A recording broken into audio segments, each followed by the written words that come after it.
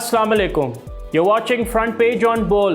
This is me, Moizer Rahman, signing in, and today we will be bringing you news from all across the world. So without wasting any time, let's talk that what will we be discussing today.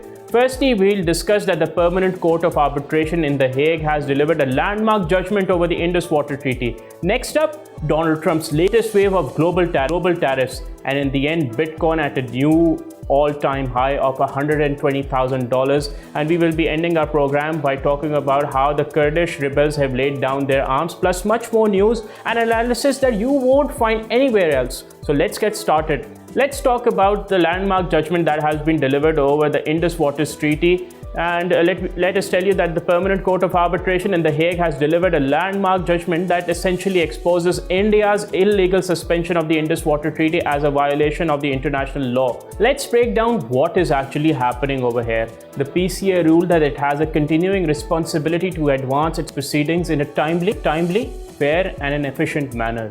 It further said that it has the responsibility without regard to India's position on abeyance. This is diplomatic language for telling India that unilaterally suspending an international treaty doesn't make the legal obligations disappear. Pakistan's response is methodical and strategic. Planning Minister Ehsan Iqbal announced the establishment of a special technical committee comprising water experts and engineers to provide technically sound recommendations.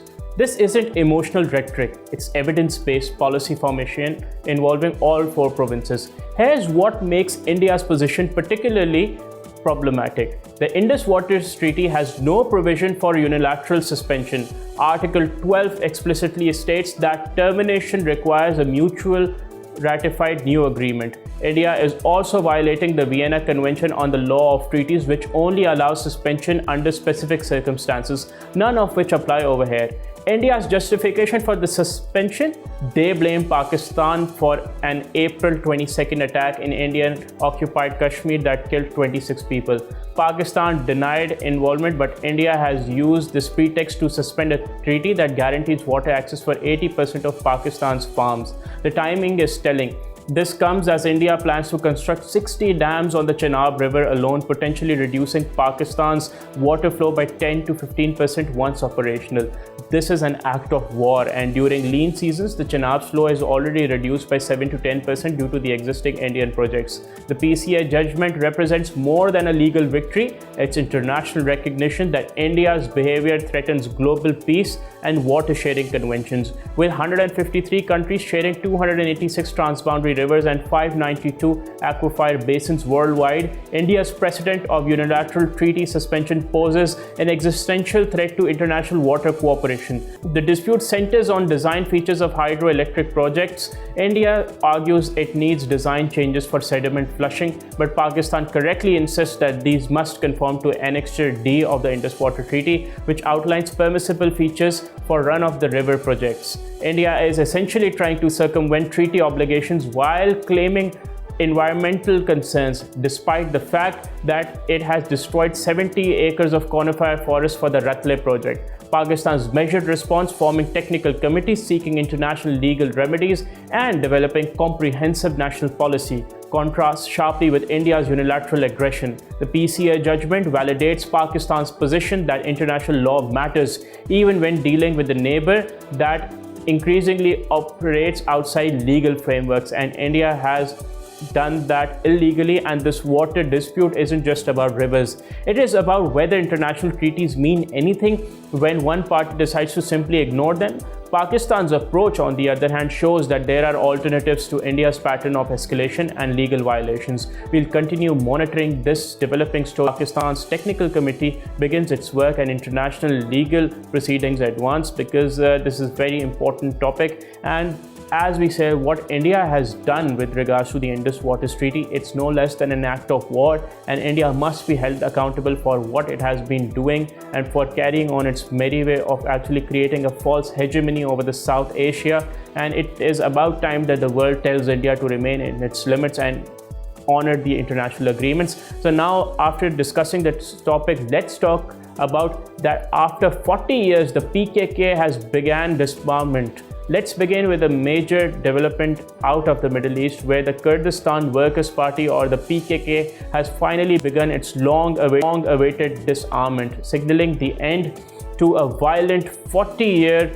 conflict with the Turkish state that has claimed more than 40,000 lives. In northern Iraq's Soleimania province, a small but a symbolic ceremony was held on Friday, where around 20 to 30 PKK fighters, including women, emerged from the mountains and destroyed their weaponry, casting them into a large burning cauldron under heavy security. This marked the first step of a broader disarmament process announced earlier this year. It comes after a statement from the group's imprisoned founder Abdullah Öcalan calling for a complete disarmament and a complete transition from armed struggle to democratic politics. Öcalan described it as a historic gain and a voluntary move towards peace. The event was monitored by Turkish intelligence, MIT, Iraqi officials, and members of the Iraq's Kurdish regional government. The United Nations has welcomed the move, calling it an encouraging start towards ending one of the region's longest and most entrenched conflicts. The Turkish President Recep Tayyip Erdogan praised the disarmament as a ripping off of bloody shackles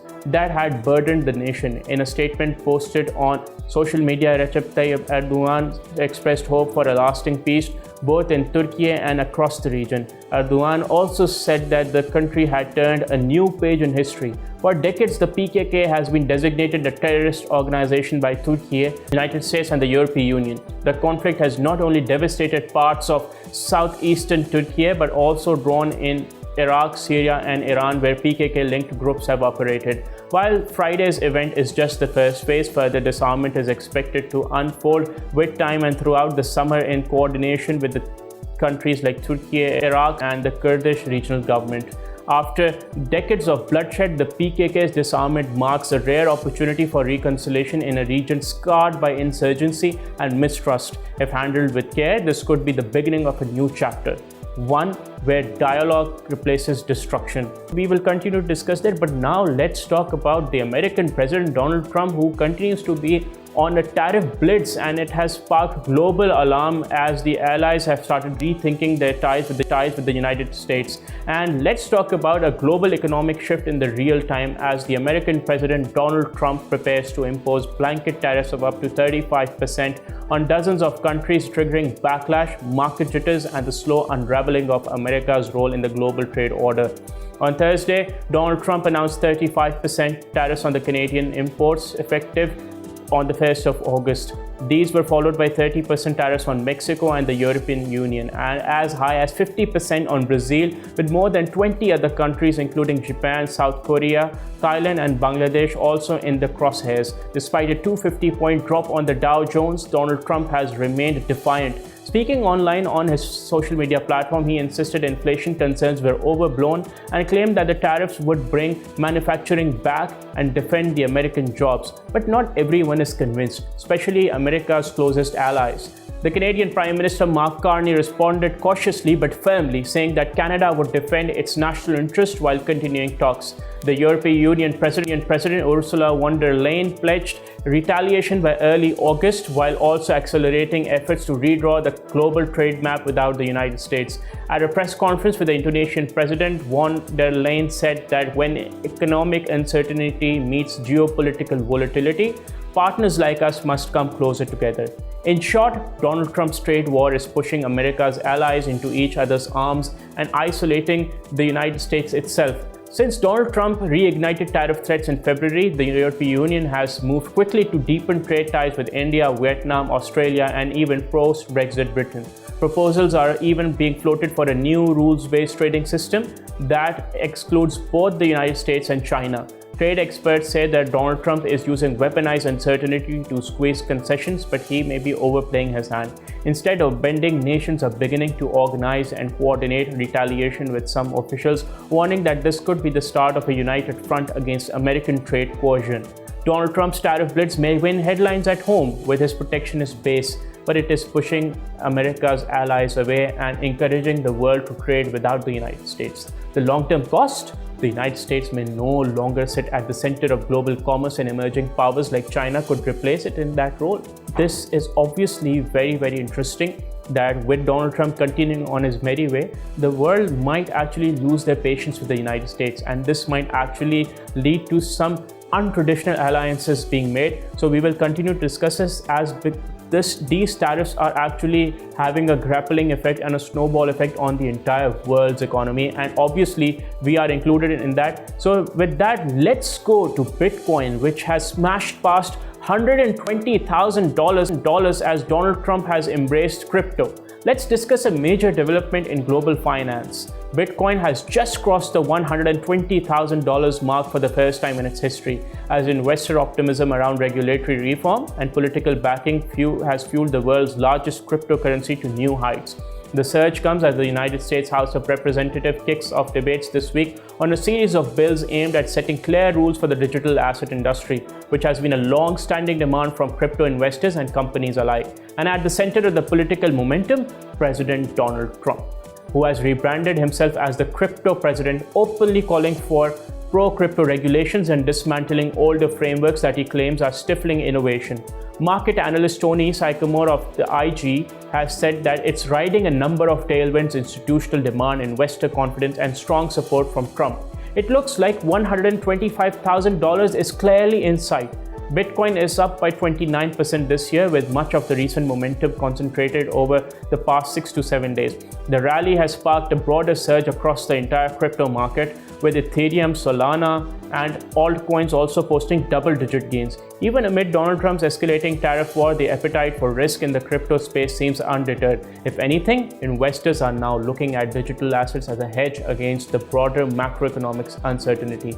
Meanwhile, crypto-linked ETFs in Hong Kong also saw strong gains, which is a sign that the rally isn't just United States driven, but also global sentiment is surging at the same time. But analysts warn that the rally could still face headwinds. With so much riding on policy outcomes, a regulatory delay or shift in tone from Washington could spark a correction. For now though, Crypto Week has kicked off with massive momentum, and all eyes are on where Bitcoin heads towards next. Bitcoin's record run is about more than hype. It's about a growing political and institutional shift that could redefine global finance. For now, the bulls are in charge, and we will continue to discuss this topic in further.